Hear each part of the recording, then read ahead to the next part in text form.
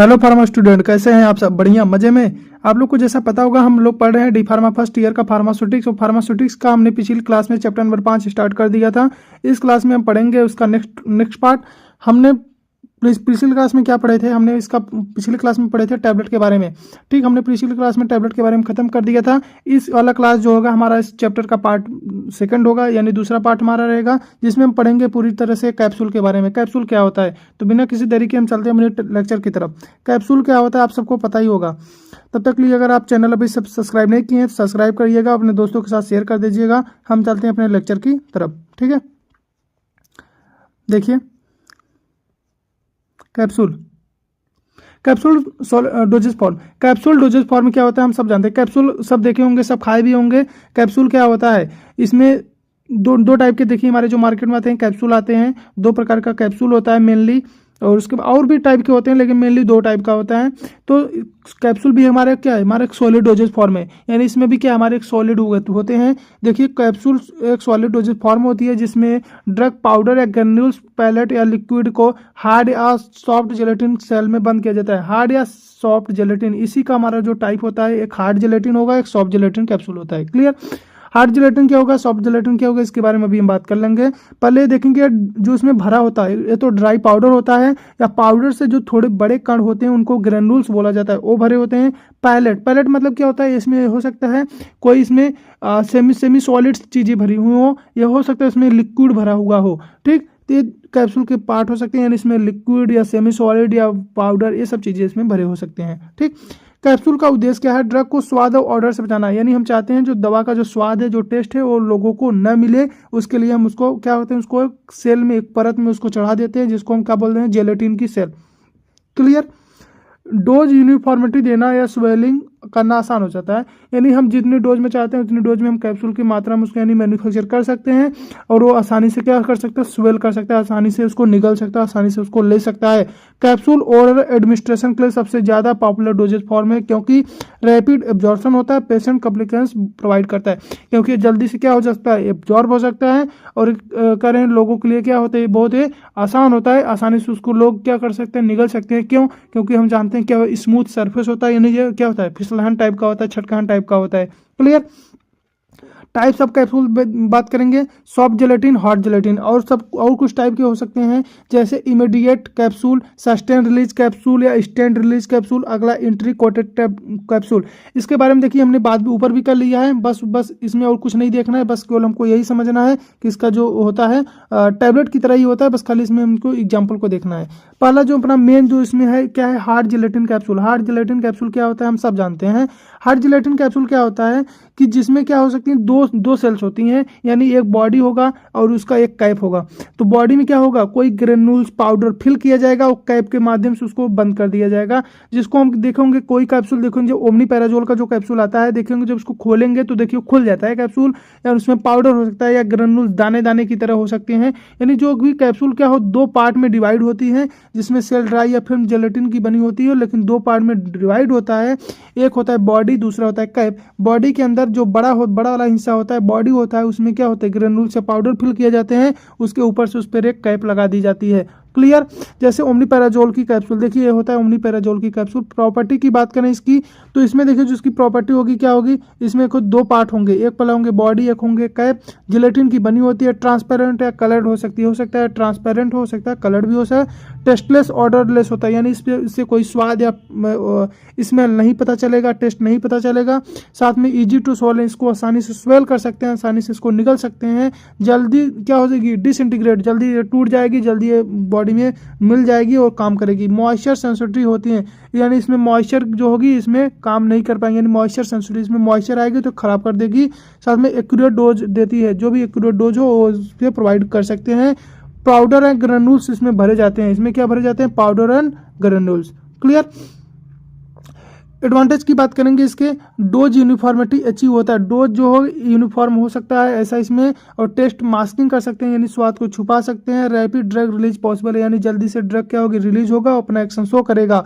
Compatible with most oral drug, और दूसरे oral drug के साथ जो हम मुंह से और दूसरे जो ड्रग लेते हैं उसके साथ क्या होता है, कंपेटेबल होता है, यानी उसके साथ हम इसको भी ले सकते हैं। डिसएडवांटेज की बात करेंगे, मॉइस्चर सेंसिटिव, यानी ये क्या होता है, मॉइस्चर सेंसिटिव होता है, यानी अगर ह्यूमिडिटी अगर आएगी तो ये क्या होती है, इसको एब्जॉर्ब कर लेंगी और हमारा सेल क्या हो सकता है, खराब हो सकता है। Not suitable for liquid, liquid के लिए सूटेबल नहीं है, क्यों, क्योंकि अगर देखेंगे खुल जाता है, इसमें बॉडी होती है, कैप होती है, खुल जाता है, तो लिक्विड इसमें हम फिल नहीं कर सकते हैं। स्टोरेज टेम्परेचर कंट्रोल होता है, यानी इसमें स्टोरेज जो भी टेम्परेचर वो क्या हो सकता है, कंट्रोल नहीं होना चाहिए, यानी इसमें जो भी टेम्परेचर वो कंट्रोल नहीं रहता है, तो यानी हम इसको सही स्टोरेज टेम्परेचर पर इसको हमको रखना होगा। क्लियर। एग्जाम्पल की बात करें तो पैरासीटामोल की कैप्सूल, एमोक्सिसिलिन की कैप्सूल, मल्टीविटामिन की कैप्सूल आती है मार्केट में। आगे है हमारा soft gelatin capsule. Soft gelatin capsule क्या होता है वो देखिए। Soft gelatin capsule single piece या हेमरेटरी सील्ड सेल होते हैं, यानी इसको हम बॉडी कैप में अलग अलग नहीं होता है, एक ही सेल का होता है, इसको हम खोल नहीं सकते हैं। मेनली इसमें क्या लिक्विड, सेमी सॉलिड या सस्पेंशन ड्रग इसमें भरे होते हैं। सेल मटेरियल जो होती है जेलेटिन प्लास्टिसायर या वाटर का बना होता है, इसमें वाटर भी मिक्स होता है। देखिए जो आपका विटामिन ई का कैप्सूल होता है, देखिए सॉफ्ट जेलेटिन कैप्सूल के थ्रू होता है, देखे होंगे नीला नीला सब खाए होंगे। ठीक। प्रॉपर्टी की बात करें तो सॉफ्ट फ्लेक्सिबल सेल होती है और हर्मेटिकली सील्ड होता है, और can mask unpleasant taste of liquid drug, जो भी अनलिक्विड ड्रग है उसकी टेस्ट को अनमास्क करने के उसको छुपाने के लिए, उसको मास्क करने, अनप्लीजेंट टेस्ट जो उसका खराब टेस्ट है उसको छुपाने के लिए किया जाता है, और इसका यूज किया जाता है ऑयल्स में, विटामिन में, लिक्विड में, फार्मूले, इन सब में इनका इस्तेमाल किया जाता है। एडवांटेज की बात करें, इम्प्रूव पेशेंट कम्प्लिकेंस, यानी इस पेशेंट की कम्प्लिकेंस बढ़ सकती है, पेशेंट आसानी से इसको स्वेल कर सकता है। Suitable for liquid and viscous drug, जो भी लिक्विड और विस्कस ड्रग है उनके लिए सूटेबल है। टेस्ट मास्किंग पॉसिबल, इसमें टेस्ट को मास्क किया जा रहा है, छुपाया जा रहा है। मॉडिफाइड रिलीज फॉर्मुलेशन इससे पॉसिबल होते हैं। डिसएडवांटेज की बात करें तो मॉइस्चर सेंसिटिव ड्रग के लिए दिक्कत है, मैन्युफैक्चरिंग कॉम्प्लेक्स थोड़ा कॉस्टली महंगा पड़ जाता है। Not suitable for hygroscopic drug, hygroscopic drug के लिए सूटेबल नहीं है। विटामिन ई की जो कैप्सूल होती है वो ओमेगा 3 फैटी एसिड की कैप्सूल इसमें है। ठीक। उसके बाद देखेंगे immediate release capsule. Immediate release capsule क्या होता है, देखिए इमीडिएट रिलीज नाम से क्लियर हो रहा है, इमीडिएट यानी इसको लेंगे तुरंत क्या हो जाएगा, रिलीज हो जाएगा, यानी अपना क्या होगा, ड्रग एक्शन शो करने लगेगा। ऐसा डिजाइन होता है ड्रग क्विकली डिजोल्व हो और रिलीज हो जाए। सेल डिजोल्व होने के तुरंत बाद ड्रग एब्जॉर्ब हो जाती है। User rapid onset action of required, अगर हमको तुरंत दवा की जरूरत है, दवा अपना तुरंत काम करे, तुरंत एक्शन दिखाए, तब हम इमीडिएट रिलीज यूज करेंगे। क्विक थेरेपेटिक, जल्दी इफेक्ट दिखाएगा। सिंपल मैन्युफैक्चरिंग होगी। Suitable for drug and with short half life, इसका जो हाफ लाइफ होगा बहुत कम होगा। फ्रीक्वेंट डिसएडवांटेज की बात करें, फ्रीक्वेंट डोज रिक्वायर्ड होगी। ब्लड ड्रग लेवल फ्लक्चुएट कर जाएगा, यानी हमारे ब्लड में क्या होगी, ड्रग की लेवल बढ़ जाएगी। क्यों, क्योंकि पूरी मात्रा क्या हो जा रही है, हमारे ब्लड में एब्जॉर्ब हो जा रही है। जैसे पैरासीटामोल की कैप्सूल, आइब्रूफेन की कैप्सूल। देखिए राबिप्राजोल, डोमपेरिडोन इन सब कैप्सूल आता है, जो कि क्या होते हैं, इमीडिएट रिलीज कैप्सूल होते हैं। ठीक। अगला है सस्टेन रिलीज कैप्सूल। सस्टेन आपको पहले से पता होगा, जो यानी जो धीरे धीरे क्या हो, रिलीज हो, लंबे समय तक हमारी बॉडी में क्या करे, काम बनाए, और हमारी ब्लड में इसका कंसंट्रेशन बढ़े न, ये ब्लड में कंसंट्रेशन इसका बना रहे। क्रोनिक डिजीज में drug with narrow therapeutic effect में इनका इफेक्ट काम होता है। इनको दिन में एक बार लेना पॉसिबल है, इसका एडवांटेज है। स्टडी प्लाज्मा कंसंट्रेशन रहेगा, यानी प्लाज्मा में जो ड्रग का कंसंट्रेशन हो अचानक से बढ़ेगा नहीं, साइड इफेक्ट कम होंगे, पेशेंट के लिए कॉम्प्लिकेंस इंप्रूव होगी। डिसएडवांटेज की बात करें, मैन्युफैक्चरिंग कॉम्प्लेक्स होती है, डोज एडजस्टमेंट डिफिकल्ट होता है।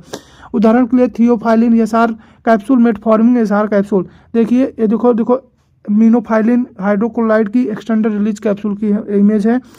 इसी तरीके से हर एक ड्रग का आता है। अगला क्या है, एंट्री कोटेड, नाम से क्लियर हो रहा है, जो स्टमच में जो एंट्री कोटेड था, यानी हम चाहते हैं स्टमच में डिजॉल्व न होकर इंटेस्टाइन में जाकर डिजॉल्व हो जाए, उसे कहेंगे एंट्री कोटेड कैप्सूल। उदाहरण के लिए देखिए पर्पज क्या है इसमें, digression in stomach and gastric irritation को अवॉइड करना। हम चाहते हैं कि जो स्टमच में डिजॉल्व हो रहा था उसको अवॉइड करें, उसमें ना हो। यूजर एसिड लेबियल ड्रग के लिए ड्रग इरिटेशन टू स्टमच, यानी ऐसे ड्रग जो स्टमच को इरिटेट कर सकते हैं, यानी उनको दिक्कत दे सकते हैं, उनके लिए इसका इस्तेमाल किया जाता है। एडवांटेज की बात करें, protect from the stomach acid से बचाएगा। रिड्यूस गैस्ट्रिक इरिटेशन को कम करेगा। साथ में टारगेट इंस्टेस्टाइनल डिलीवरी पॉसिबल, हम जिस साइड पे चाहते हैं काम हो उसी साइड पे जाके दवा क्या होगा, पहुंच जाएगा। ठीक। डिसएडवांटेज की बात करें तो मैन्युफैक्चरिंग कॉस्ट इसका हाई हो सकता है, और इम्प्रॉपर कोटिंग से प्रीमेच्योर ड्रग रिलीज हो सकता है, यानी अगर उसको प्रॉपर कोट नहीं करेंगे तो दवा पहले ही रिलीज हो सकता है। उदाहरण के लिए ओमनीपेराजोल एंट्री कैप्सूल और डाइक्लोफेनाक एंट्री कैप्सूल। देखिए ओमनीपैराजोल का जो एंटी कोटेड देखिए होता है, और ये हमारा कैप्सूल का है। ठीक, मल्टी लेयर कैप्सूल नाम से क्लियर हो रहा है, इसमें लेयर अलग अलग हो गए हैं। जैसे हमने टैबलेट में पढ़े थे वैसे मल्टी लेयर कैप्सूल 2 या मोर लेयर होते हैं, जो हर लेयर में अलग ड्रग या सेम लेयर में डिफरेंट ड्रग हो सकती हैं। कॉम्बिनेशन थेरेपी या इमीडिएट सस्टेन रिलीज पॉसिबल हो सकता है। User drug incompatibility in single layer और कॉम्बिनेशन थेरेपी देने में, यानी उसको क्या कंबाइंड ड्रग देने में, कंबाइंड दवा देने के लिए। एडवांटेज की बात करें, कॉम्बिनेशन थेरेपी पॉसिबल है। डोज एडजस्टमेंट इसमें आसानी से हो सकता है। Control release, immediate release combined होता है। साथ में मैन्युफैक्चरिंग कॉम्प्लेक्स, इसमें मैन्युफैक्चरिंग जो होता है वो क्या हो सकती है, कॉम्प्लेक्स हो सकती है, यार इसको हम बनाने में इनको दिक्कत हो सकता है। साथ में कॉस्ट, इसका जो पैसा लगेगा बनाने में वो ज़्यादा लगेगा। बाइलेयर कैप्सूल और मेटफॉर्मिन एंड ग्लिमिपेराइड इसका आता है। ठीक, और देखिए ये भी आता है बाई लेयर है। देखिए मल्टी लेयर, देखिए इसमें लिखा हुआ है मल्टी लेयर कैप्सूल होता है, जिससे लाइकोपिन, सेलेनियम और क्लोनियम, विटामिन B1 ऐसे करके आता है। इसका मल्टीविटामिन की कैप्सूल है जो कि मल्टी लेयर है। ठीक, कैप्सूल एवोल्यूशन हमने पढ़ा था, टैबलेट का एवोल्यूशन इस पढ़ेंगे। कैप्सूल का एवोल्यूशन दो प्रकार से होता है, mainly physical and chemical. Physical and chemical के माध्यम से पता कर सकते हैं जो कैप्सूल हमारा सेफ है, इफेक्टिव है, क्वालिटी उसका स्टैंडर्ड है कि नहीं है। हम दो तरीके से पता करेंगे। पहला फिजिकल मैकेनिकल कैप्सूल में क्या फिजिकल क्वांटिटी है, परफॉर्मेंस चेक करने के लिए कैप्सूल अपीयरेंस कैसा है, शेप कैसा, साइज क्या, स्टैंडर्ड होना चाहिए, सही है कि नहीं है। साथ में कैप्सूल हैंडलिंग, पैकिंग के दौरान, ट्रांसपोर्ट के दौरान डैमेज या खराब तो नहीं हो रहा है, यानी मैकेनिकल एवोल्यूशन चेक करेंगे। कैप्सूल में यूनिफॉर्म डोज और सेल स्ट्रेंथ सुनिश्चित होनी चाहिए। यूज के समय कैप्सूल प्रॉपर्ली डिसइंटीग्रेट होनी चाहिए, यानी जब हम कैप्सूल को यूज कर रहे हैं, इस्तेमाल कर रहे हैं, तो प्रॉपर से क्या हो, डिसइंटीग्रेट हो जाए, यानी टूटे। अगला है chemical performance evolution. Chemical performance evolution में कैप्सूल की ड्रग कंटेंट, प्योरिटी और थेरेपेटिक इफेक्टिवनेस चेक करने के लिए किया जाता है। इंपॉर्टेंट पॉइंट यह है कि कैप्सूल में एक्यूरेट ड्रग डोज होनी चाहिए, और कैप्सूल में कंटेंट यूनिफॉर्मिटी होनी चाहिए, यानी सभी कैप्सूल क्या हो, सेम ड्रग अमाउंट में, यानी जितनी भी कैप्सूल में जो भी ड्रग है उसके हो यूनिफॉर्म मैनर में हो। कैप्सूल में इम्प्योरिटी या डिग्रेडेशन प्रोडक्ट नहीं होना चाहिए, यानी कैप्सूल में कोई भी इम्प्योरिटी या ऐसा खराब चीज़ें नहीं होनी चाहिए जो कि हमारे जो दवा को खराब कर दें। परफॉर्मेंस इवोल्यूशन में यह देखा जाएगा कैप्सूल डिसइंटीग्रेशन और डिजोल्यूशन प्रॉपर हो रहा है कि नहीं। परफॉर्मेंस यह देखा जाएगा कैप्सूल प्रॉपर डिसइंटीग्रेट टूट रहा है, प्रॉपर डिजोल्व हो रहा है कि नहीं हो रहा है। क्लियर। अगला है डिसइंटीग्रेशन टेस्ट, उसी देखेंगे। डिसइंटीग्रेशन टेस्ट में हम सब जानते हैं, इसमें देखा जाता है कि कैप्सूल स्मॉल पार्टिकल में टूट रहा है कि नहीं टूट रहा है। कैप्सूल स्टमच इंटेस्टाइन में फ्लूइड प्रॉपर टाइम में टूटनी चाहिए। टेस्ट इंश्योर करता है ड्रग रिलीज शुरू हो गया। अगर जब तक कैप्सूल टूटेगा नहीं तब तक ड्रग रिलीज नहीं होगा। तो यह इंश्योर करता है कि अगर कैप्सूल टूट रहा है तो मतलब वो ड्रग रिलीज होना शुरू हो गया है। डिसइंटीग्रेशन कैप्सूल टाइप और कोटिंग के अनुसार अलग अलग समय पर कंफर्टेबल हो सकते हैं। स्टैंडर्ड अपैरेटस और ऑफिशियल लिमिट का पालन करके टेस्ट किया जा सकता है। इसके बारे में भी हमने ऊपर बात कर लिया है।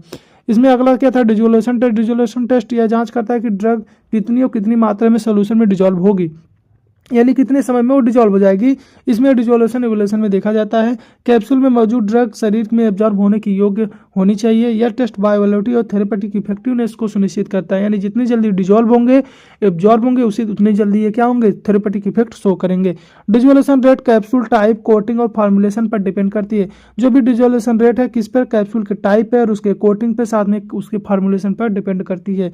स्टैंडर्ड डिजोल्यूशन अपैरेटस और ऑफिशियल टाइम लिमिट का उपयोग किया जाता है इसको चेक करने के लिए। ठीक, अगला हमारा जो होगा इसमें लिक्विड ओरल प्रिपरेशन, इसको पढ़ेंगे अपने नेक्स्ट लेक्चर में। तब तक के लिए आप पढ़ते रहिए। चैनल को अगर सब्सक्राइब शेयर नहीं किए सब्सक्राइब करिएगा, अपने दोस्तों के साथ शेयर करिएगा।